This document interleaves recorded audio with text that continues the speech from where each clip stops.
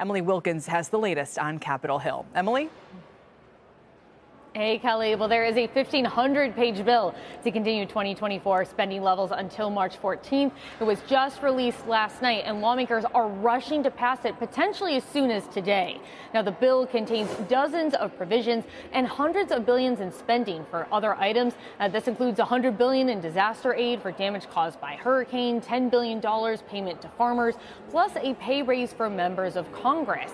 And with all that spending, many Republicans told me that they're frustrated that all of these provisions are being crammed at the last minute into a must-pass bill rather than getting their own separate votes. Congressman Ralph Norman said it is exactly what voters said they don't want to see. First of all, very disappointed. We're doing the same thing the voters on November 5th said we shouldn't do. They voted for accountability, voted for change, and we're doing the budgeting process. 1,400 pages we have not read. Now, lawmakers aren't the only ones who are upset. Elon Musk took to Twitter today to say that the bill should not pass. And Vivek Ramaswamy also weighed in, calling the bill an early test of Congress's commitment to cutting spending. In a lengthy post, he said that the package is, quote, full of excessive spending, special interest giveaways, and pork barrel politics. He says if Congress wants to get serious about government efficiency, they should vote no.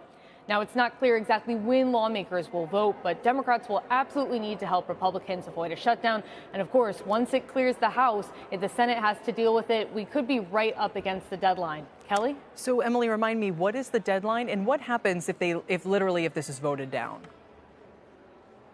So the deadline is basically the very end of the day on Friday, maybe even you could say Saturday at midnight. And if the House isn't able to pass it, they're going to have some big concerns about what to do. Now, we will say that we are expecting that this government stopgap looks a lot like the past ones, where you have a number of Republicans who are opposed, but you have a number of Democrats also coming in at the last minute and giving them the votes they need to move it forward. I think the big question has been the timing. The House initially had a rule that you needed 72 hours from the time that bill text was put out until the time you had a vote.